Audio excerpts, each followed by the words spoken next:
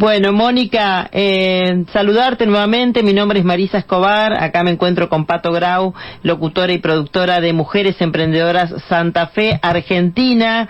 Y bueno, Mónica, vos, magistrada federal, presidenta de la Comisión de Igualdad, por una justicia cercana a las personas, dice acá en tu Instagram, Mónica, desde México. Sí. Muchísimas gracias por esta comunicación. No, gracias a ustedes por la oportunidad de compartir y pues de intercambiar experiencias en estos desafíos, en estos retos que implica la lucha por la igualdad y por mejorar las condiciones y el acceso a la justicia de mujeres que lo están buscando, lo están haciendo muy bien en distintas latitudes del planeta. Me da mucho gusto tener la oportunidad de compartir y de verdad que muy contenta de conocerlas y de aprovechar este espacio en este momento. Gracias por la oportunidad. Mónica, cuando hablamos de magistrada, acá en Argentina se les dice juezas. Allá magistrada sería equivalente a juezas. Sí, somos las mujeres juzgadoras de los procesos en el sistema de justicia. Hay algunas definiciones. Nosotros también en México, en el sistema jurisdiccional, tenemos la figura de la jueza. Y en una instancia, en la siguiente instancia, tenemos la figura de las ministras y los ministros, y en una instancia final de tipo constitucional se encuentra la figura de la ministra y ministros en la Suprema Corte de Justicia de la Nación. Así es que hacemos un equipo, pero en términos generales estamos en el ámbito de la impartición de justicia. Bueno, contanos, Mónica, cuál es la situación actual de la mujer en México y la realidad a nivel en la justicia, ¿no? Acá ya te voy a contar un poquito cómo es la nuestra, pero me gustaría ver cuáles son los avances y cuáles son los que faltan aún. Claro, pues se ha estado avanzando de manera importante en nuestro país. Recientemente estas luchas y estos esfuerzos de muchas organizaciones gubernamentales, no gubernamentales, activismo ciudadano, esfuerzos también de los tres poderes del Estado han coincidido en elevar al rango constitucional el principio de paridad en México. Esto para nosotros en nuestro país es un gran avance, porque si bien es cierto contábamos ya con los derechos de igualdad previstos en la Constitución, en nuestro artículo 4, desde hace alrededor de 3 décadas se incorporó de manera expresa la igualdad entre el hombre y la mujer. Esto se definió en el marco de un movimiento mundial que tuvo raíz y sobre todo fortalecimiento en la Convención de la Mujer en Beijing, que generó una serie de compromisos a los estados participantes y a los estados que aceptaron los acuerdos, generaron un impulso de unas bases legales para sostener la igualdad, pero en esto nos quedamos con una igualdad legal. El reclamo por muchas décadas en distintos ámbitos es que esta igualdad se quedó plasmada en la norma, en las leyes, y era muy complicado tener un acceso efectivo a estos derechos igualitarios. Pero para que esto quedara como más claro, recientemente en el año 2019 se establecieron en la Constitución una serie de cambios en las que de manera obligada los poderes del Estado tienen que incorporar de manera paritaria la estructura organizacional a mujeres comprometidas con las causas, capaces, formadas, y que tengan una oportunidad de incorporar una perspectiva desde la perspectiva de género a las políticas públicas, tanto en el poder ejecutivo, en el legislativo y en el judicial. Entonces esto está teniendo unas consecuencias que aceleran el acercamiento de la justicia a este ámbito de lucha en el que cada una de nosotras compartimos estos retos y estos desafíos desde nuestra trinchera de especialización. Tal cual, Mónica, esto conociendo un poquito la historia de México, hace 100 años todo este movimiento era impensable, ¿no? Que la mujer saliera en público, era un pecado, que era catalogado como un pecado que lo haga, ¿no? Y también el lugar adecuado en la cultura mexicana era que la mujer esté en su casa. Y en uno de los, creo que fue en el Día Internacional de la Mujer, recordaste la lucha de Elvia Carrillo Puerto, quien fue precursora de los derechos al voto de las mujeres desde la península de Yucatán y a todo México. ¿Es así? Sí, así es. Tenemos grandes mujeres desde hace 200 años en la lucha por la independencia de México. Tenemos grandes mujeres independentistas que impulsaron la independencia de nuestro país respecto de la corona española.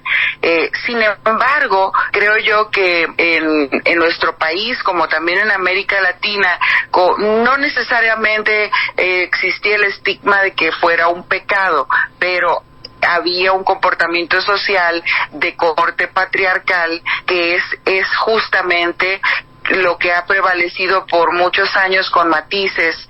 En la primer lucha importante de nuestro país, que fue la independencia en 1810, tenemos la participación de grandes mujeres como doña Josefa Ortiz de Domínguez, que se encuentra trabajando en ese momento en 1810 con un gran equipo de independentistas que encabezó don Miguel Hidalgo y Costilla. Más adelante ahí tenemos un segundo movimiento constitucional importante en el que intervienen mujeres en 1910 con la lucha de la revolución, que da como resultado una nueva constitución. Pero fíjate que en 1917, que se resume la segunda constitución de la gran transformación de nuestro país, no se reconoce el derecho al voto a la mujer. Esto genera una serie de debates en la que efectivamente nuestra constitución política de 1917 ya era una constitución innovadora en la incorporación de derechos sociales, y así se considera como un referente a nivel mundial, porque hace un cambio en la perspectiva dada la Revolución Mexicana, que se constituye y se conforma por una base social, y se incorporan allí derechos importantísimos como el derecho a la educación gratuita en México, el derecho al trabajo, que también proviene de una serie de luchas de trabajadoras y trabajadores para tener unos derechos mínimos laborales, y se incorporan otros derechos de corte social, que son los de la tenencia de la tierra y la creación del ejido. Son algunos componentes de la Constitución de 1917, y las mujeres revolucionarias, que había muchas que ya estaban en las trincheras de la transformación en esa época, no logran tener un reconocimiento en este concepto de ciudadanía para el ejercicio de los derechos políticos electorales. Hay unas dogmas establecidos y principios que se denominaron nuestras garantías individuales, como en un antecedente de lo que ahora se reconoce constitucionalmente como derechos fundamentales o derechos humanos. Estas garantías individuales sí generaban una base de protección para las mexicanas y los mexicanos, pero en el aspecto del ejercicio de los derechos políticos electorales hubo una interpretación en el diálogo y en la discusión y en los debates para la aprobación de esta Constitución, y específicamente se aclaraba que cuando se hablaba del derecho al voto, aunque se estableciera el concepto de ciudadanía, no se referían a las mujeres, porque hace un poco más de 100 años prevaleció la definición de que la mujer no tenía una independencia y una autonomía intelectual, y que podía estar sometida o bien a las decisiones políticas de sus padres en una primera instancia, o en el otro caso a la decisión política, sometidas a las decisiones políticas de sus maridos en el ámbito de la familia, y en una última instancia que también se asienta en el diario de debates es que podían estar sometidas a la influencia del clero. En sí no se le reconoció una autonomía y una independencia, pero surgieron grandes luchadoras en las siguientes décadas, como es la figura que tú acabas de mencionar, de nuestra luchadora Carrillo Puerto, y otras como Hermila Galindo, que nacieron en esta reacción opuesta al concepto grabado y acuñado en la Constitución Política de 1917, y continuaron con su lucha inspirando a muchas mujeres hasta lograrlo. En México ocurre hasta la década de los 50, ¿no? Como una tendencia, como un reflejo de lo que estaba ocurriendo en el mundo, y aún así es un fenómeno reciente, ¿no? Ya tenemos alrededor de los 50 años del ejercicio del voto de la mujer, y esto dio paso a la toma de conciencia y al ejercicio de una serie de medidas, entre las que caben las medidas afirmativas o acciones afirmativas que se denominaron cuotas de género, que tuvieron y ejercieron una influencia importante para la evolución de los derechos electorales de la mujer en México, pero que fueron altamente criticadas socialmente cuando en el Ejecutivo y en el Legislativo se toma la decisión de incorporar de manera obligada la participación de la mujer en las decisiones internas de los partidos políticos. Y estos criterios se fueron fortaleciendo en el ámbito jurisdiccional, en su momento por grandes acciones de inconstitucionalidad que dieron paso a modificaciones legislativas mediante interpretaciones judiciales y jurisdiccionales inspiradas en un marco internacional derivado de convenios y tratados mundiales de los que México ya formaba parte. Entonces se ha ido incorporando, enriqueciendo y fortaleciendo el marco para el ejercicio igualitario de los derechos. Ha habido grandes polémicas en nuestro país, pero se han librado estas batallas, y a nosotras en el ámbito jurisdiccional nos toca hacer un acompañamiento. Yo no soy magistrada en materia electoral, mi corte es una corte federal de naturaleza laboral, y allí tenemos otro gran escenario que cuenta con unas importantes novedades a nivel internacional para la prevención de la violencia y el acoso laboral, que es uno de los temas en los que nosotros estamos trabajando fuertemente en el impulso de la adopción de estos nuevos criterios para generar estas posibilidades reales que conviertan los derechos que están plasmados en la ley, unas plataformas reales para que la mujer de manera sencilla acceda en igualdad de oportunidades a estos derechos. Derechos laborales que no están todavía muy presentes en lo que es México, Mónica. ¿Cómo sería el porcentaje en lo que es la paridad, los cargos dirigenciales de la mujer? Mira, en materia paritaria, en las estadísticas, por primera vez este gobierno federal que encabeza el presidente Andrés Manuel López Obrador, que es una iniciativa innovadora, y esto hay que reconocerlo, antes de la reforma constitucional, propuso la integración de un gabinete paritario. Entonces, los principales puestos del Ejecutivo, que para ustedes son ministerios, aquí son secretarías de Estado. Entonces, se fueron proponiendo por el presidente de la República nominaciones de manera igualitaria para grandes puestos entre mujeres y hombres.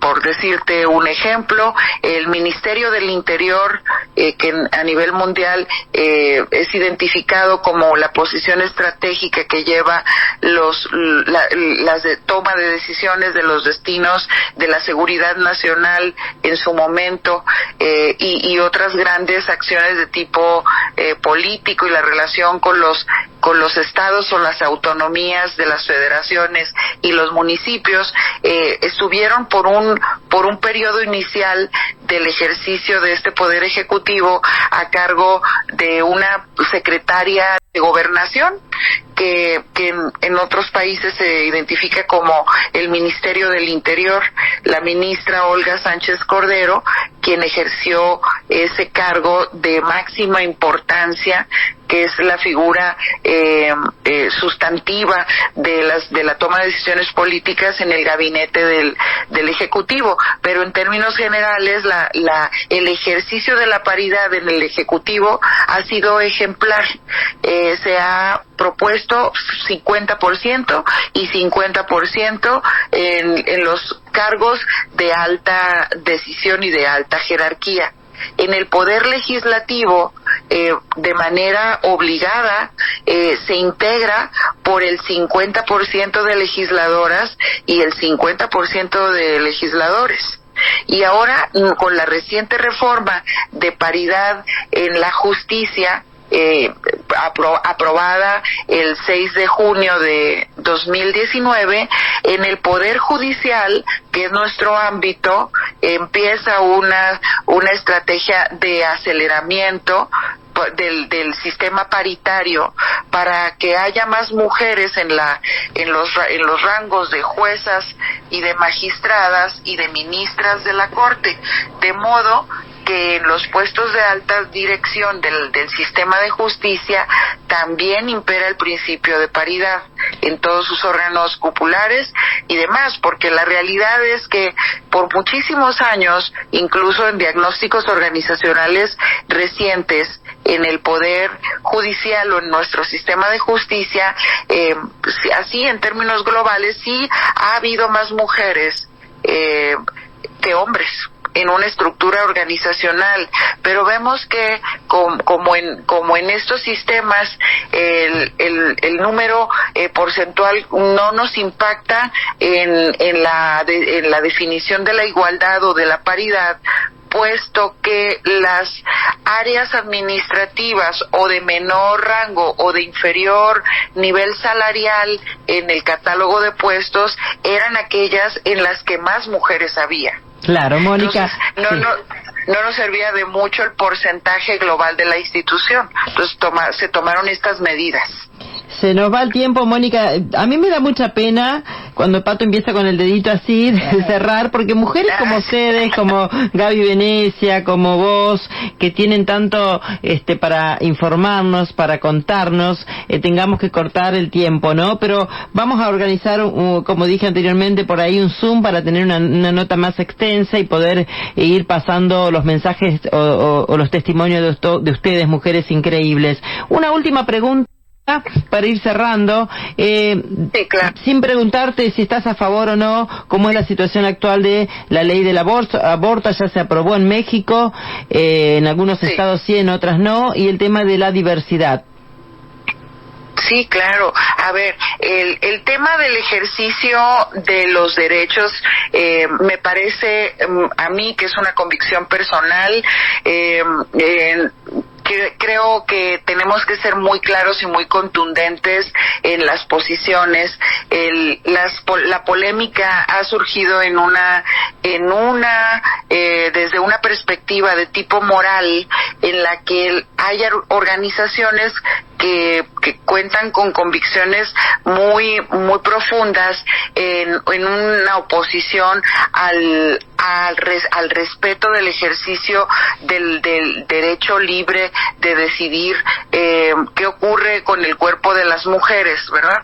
Entonces, a mí como juzgadora, en esta entrevista, pues en este escenario de mujeres empoderadas y de esta región del país, creo que con toda libertad debo decir que yo soy a favor del respeto del derecho de los seres humanos en general y facilitar el ejercicio es nuestro compromiso en un ámbito de protección de todos los derechos humanos y con el establecimiento de medidas de seguridad que permitan a la mujer y al hombre, hay que decirlo, porque en el ámbito de la diversidad y del respeto de los derechos, esta lucha que en sí misma inicia, si bien es cierto, a cargo de mujeres ejemplares que invirtieron mucho tiempo de sus vidas